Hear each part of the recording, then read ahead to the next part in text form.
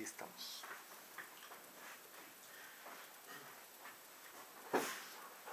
Bueno, es que, digamos,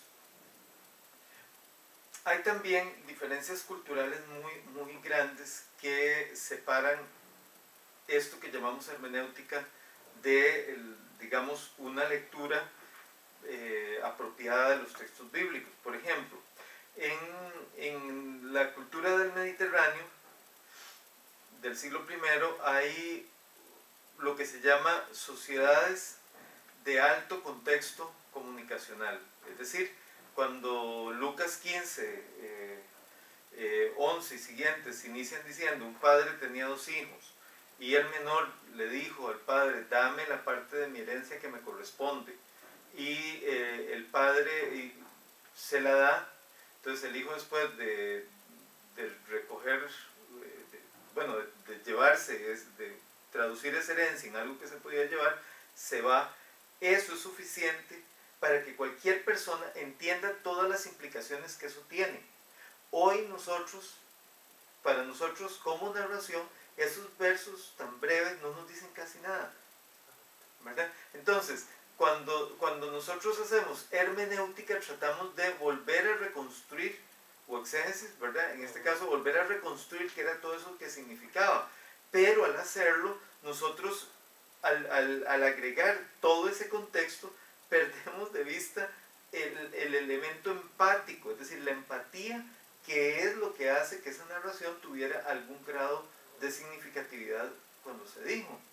Entonces, tenemos que buscar una forma que no interprete, sino que permita crear las condiciones de empatía para poder interactuar con esa narración. Es decir, es el caso de lo que estamos haciendo hoy. Para mí, esta es una experiencia que se puede hacer gracias a que hemos creado una empatía en torno a este tema, en torno a nosotros como personas. Entonces, esto es lo que yo llamo conversar, ¿verdad? Entonces, frente a la hermenéutica, lo que yo propongo es la conversación.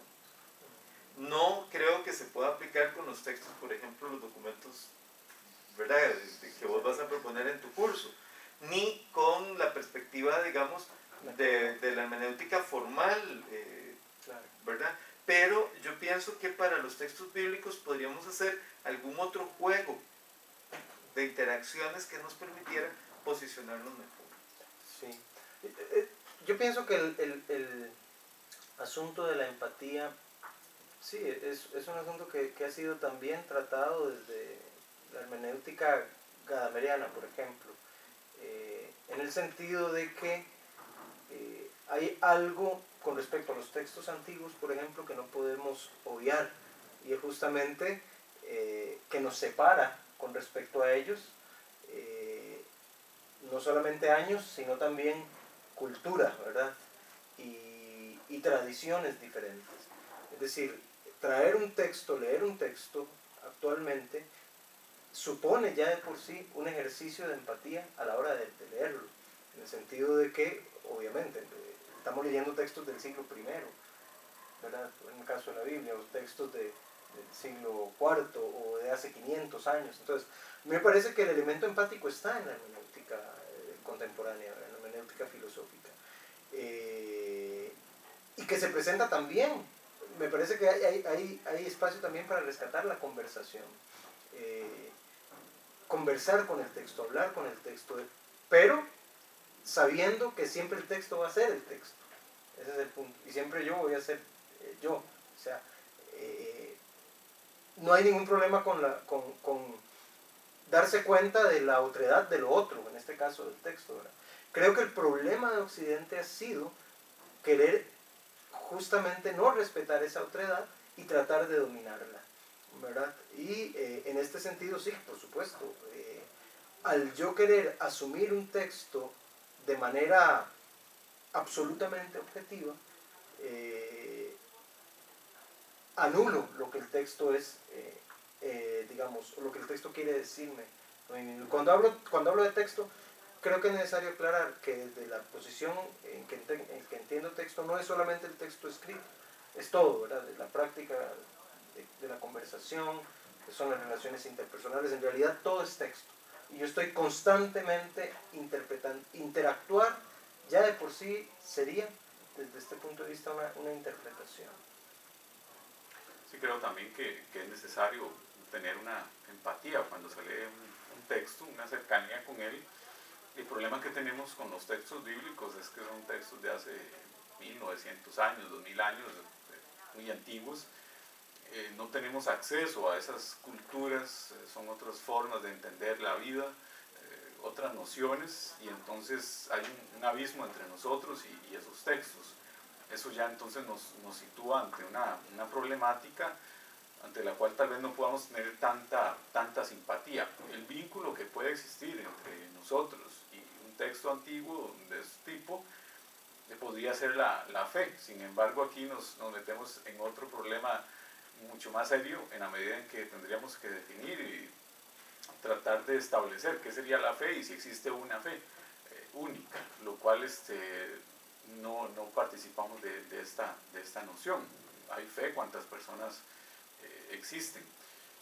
Sin embargo, con respecto a los textos más recientes de nuestro tiempo, sí puede haber una cierta cercanía, sobre todo por la relación que puede tener con nosotros, por la problemática que nos puede poner a nivel ético, por ejemplo, cuando tratamos documentos de la iglesia, cuando estamos a favor o en contra de una postura. En ese sentido hay una cierta familiaridad, si se quiere, con esos textos, pero no así con los textos antiguos. Entonces hay que hacer realmente un esfuerzo por adentrarse con mucho más concentración, si se quiere, en un texto de estos antiguos.